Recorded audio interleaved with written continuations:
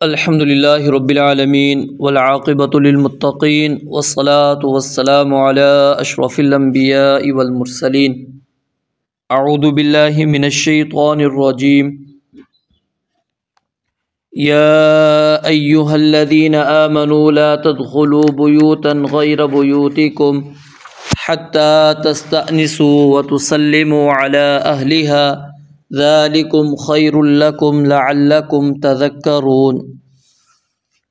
یا ایہا الذین آمنوا، اے لوگو جو ایمان لائے ہو، لا تدخلوا بیوتا، مت داخل ہو گھروں میں، غیر بیوتکم، اپنے گھروں کے سوا، حتی تستأنسوا، یہاں تک کہ تم انس حاصل کر لو، وَتُسَلِّمُوا عَلَىٰ أَهْلِهَا، اور تم سلام کرو ان کے رہنے والوں کو، ذَلِكُمْ خَيْرٌ لَكُمْ، یہ تمہارے لیے بہتر ہے، لَعَلَّكُمْ تَذَكَّرُونَ، تاکہ تم نصیحت حاصل کرو۔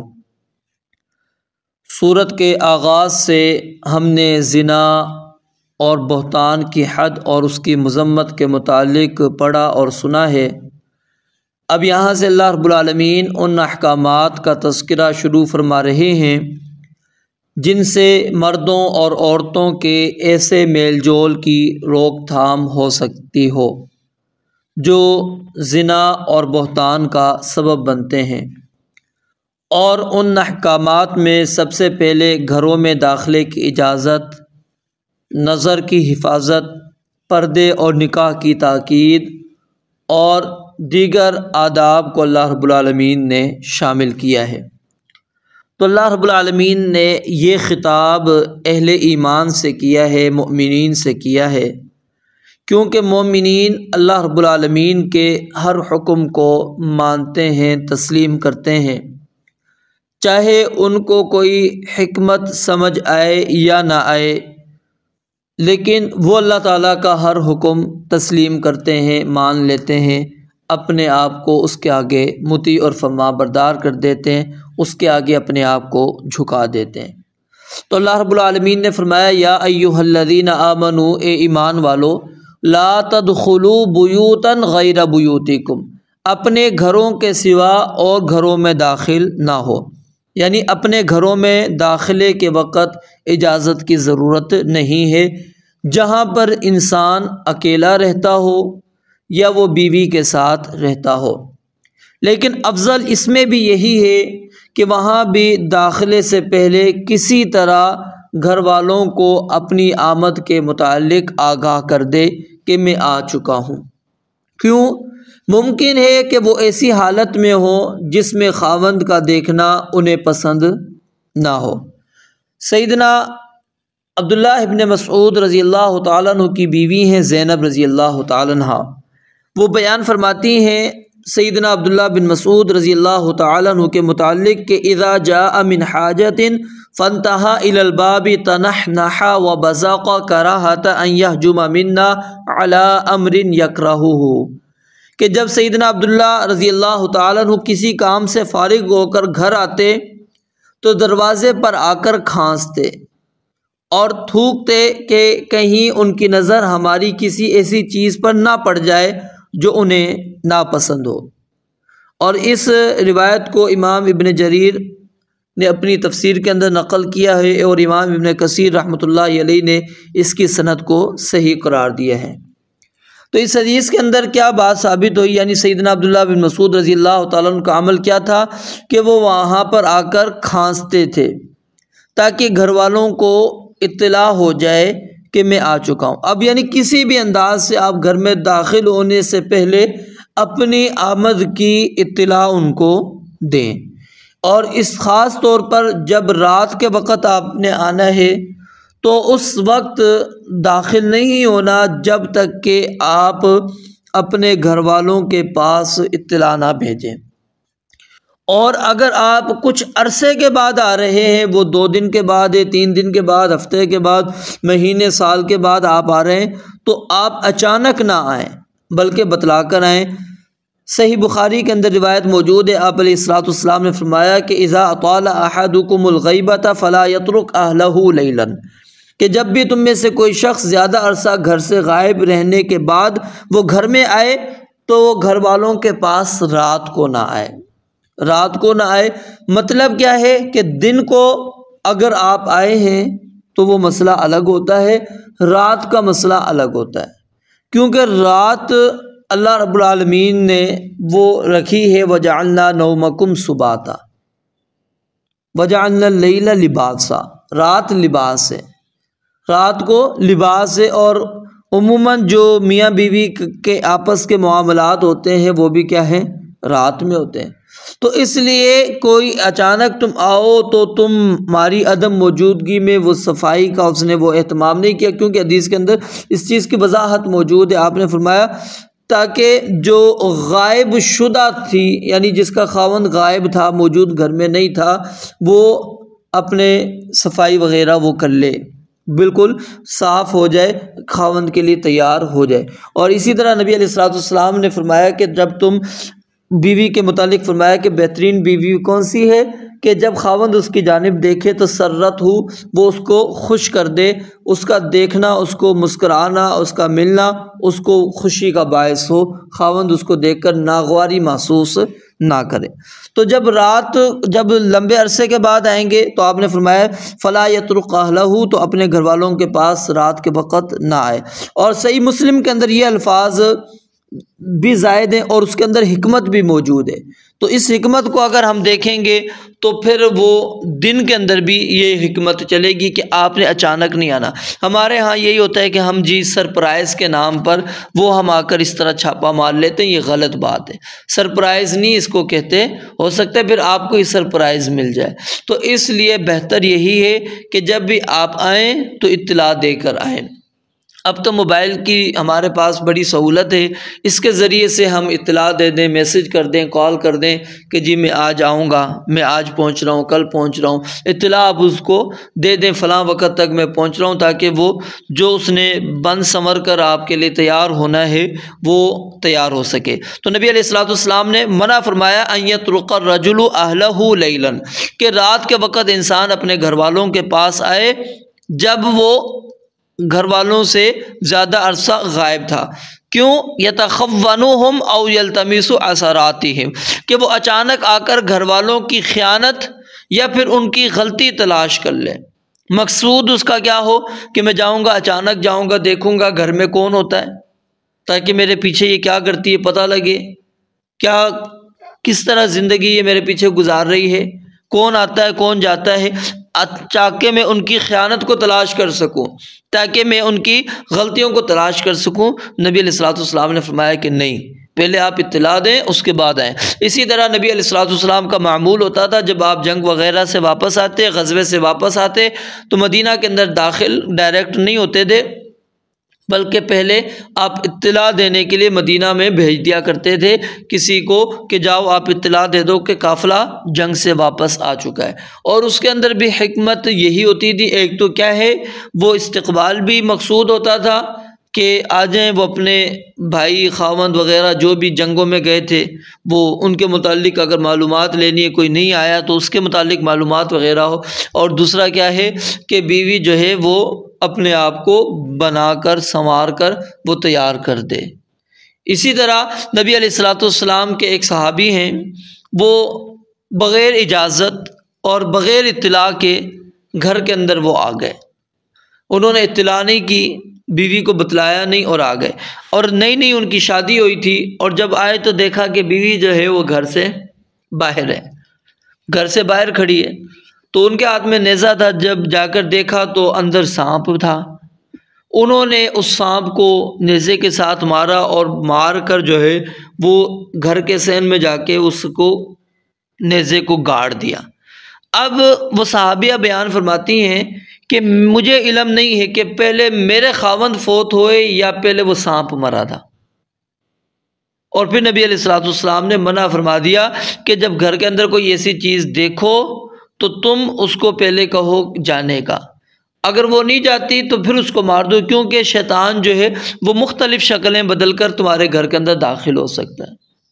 تو اس میں کیا ہے، ایک تو وہ ناگواری ہے کہ آپ اچانک گھر کے اندر آ گئے اور پھر آپ نے بیوی کو اس حالت کے اندر دیکھا، ہو سکتا ہے کہ آپ کو اس پہ غصہ آیا ہو اور آپ نے وہ چیزیں محسوس کی ہوں کہ آخر کیا وجہ ہے.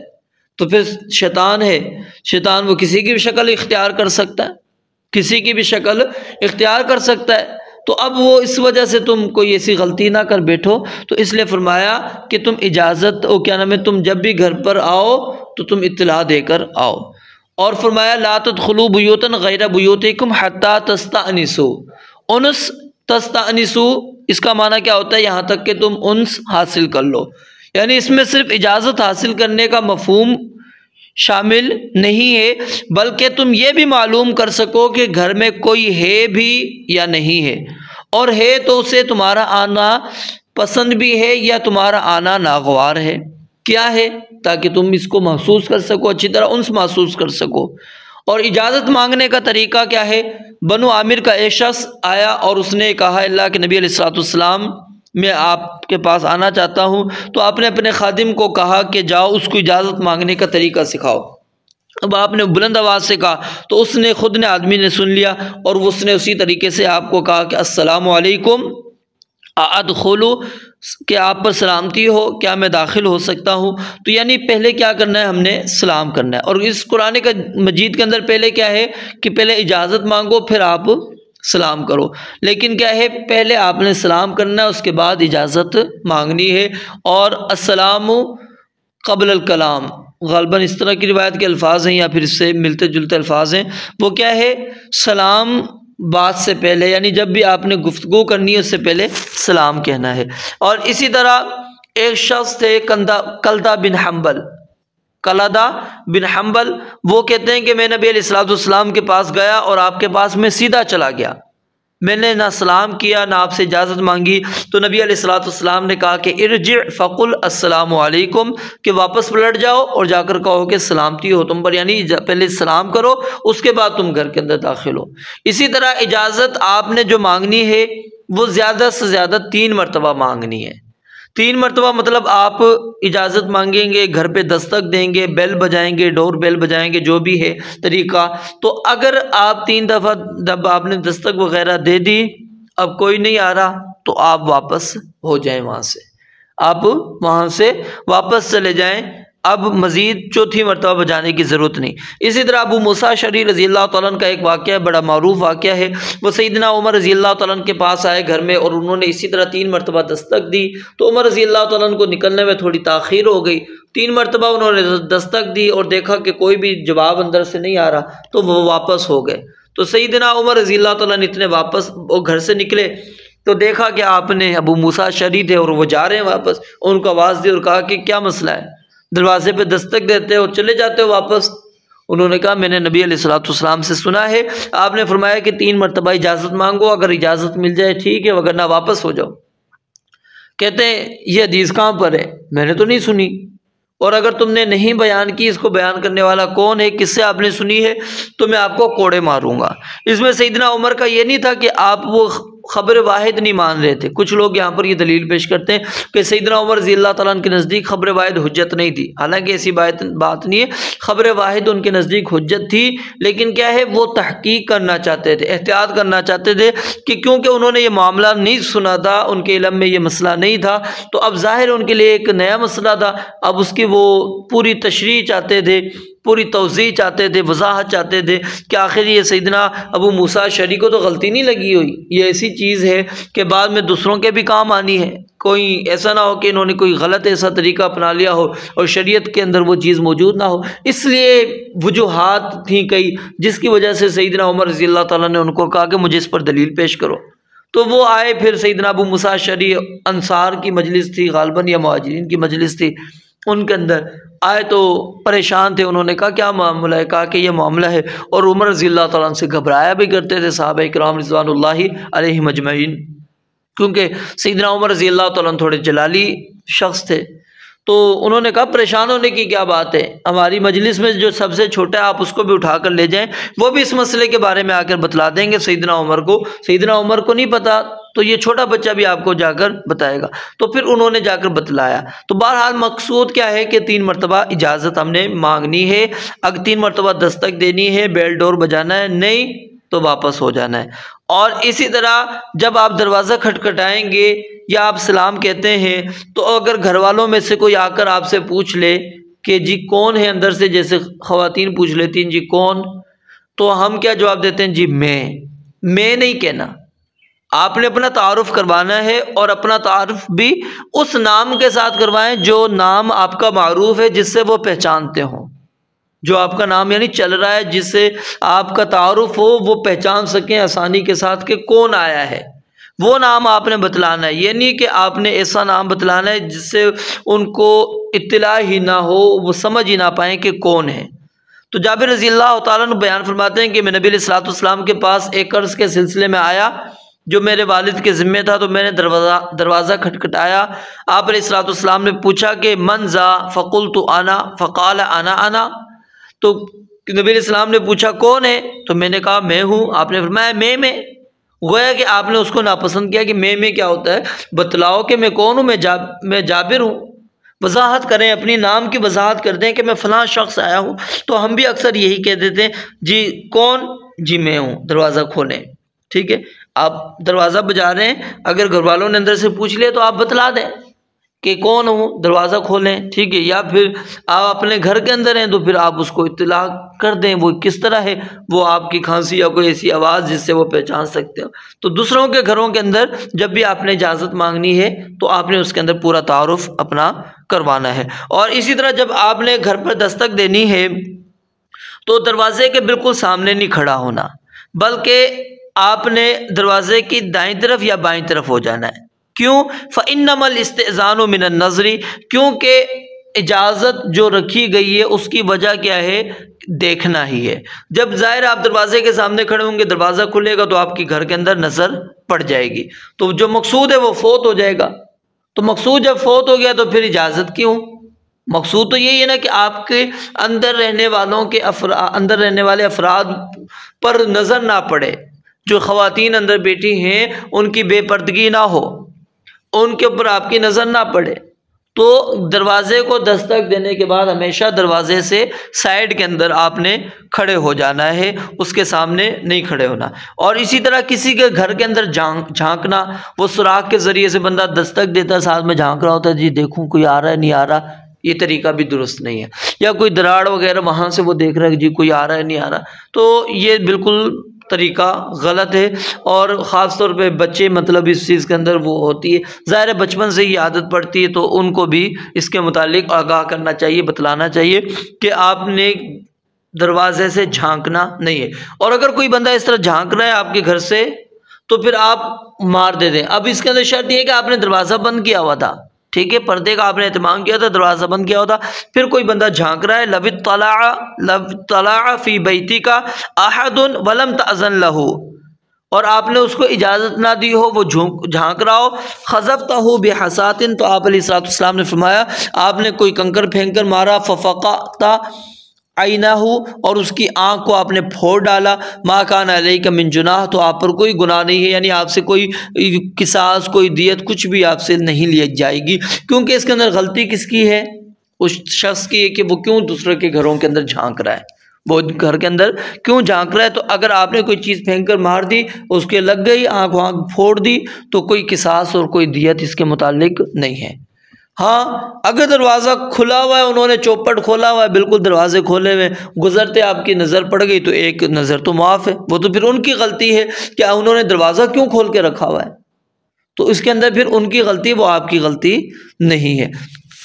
تو یہ چند آداب تھے گھر میں داخل ہونے کے۔ تو آگے فرمایا ذالکم خیر لکم، یہ تمہارے لیے بہتر ہے، یعنی یہ آداب جو بیان کیے ہیں اس میں اجازت مانگنے والے کا بھی فائدہ ہے اور اجازت دینے والے کا بھی، گھر والوں کا بھی اس میں فائدہ ہے۔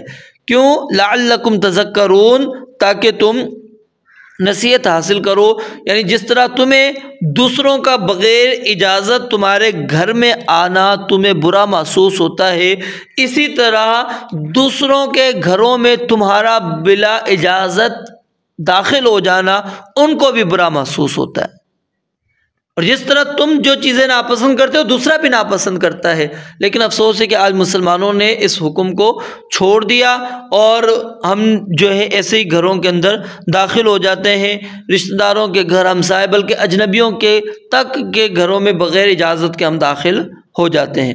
پھر اس پر کیا ہوتا ہے، جس کی وجہ سے بے پردگی ہوتی ہے، بے لباسی ہوتی ہے، ٹھیک ہے، پھر معاشرے میں بے حیائی کا سیلاب آتا ہے، پھر بدکاری، بدگمانی، تہمت تراشی، پھر یہ قتل و غارت، دوسری برائیاں، یہ اسی وجہ سے پھیل رہی ہوتی ہیں۔ تو اس لیے اللہ رب العالمین نے اس جڑ کو یہاں پر ختم کرنا چاہا ہے کہ جو جڑ اور جو سبب بنتا ہو زنا کا، جو سبب بنتا ہو تہمت لگانے کا، الزام لگانے کا، بہتان لگانے کا، کہ انسان ان سے اپنے آپ کو بچا لے۔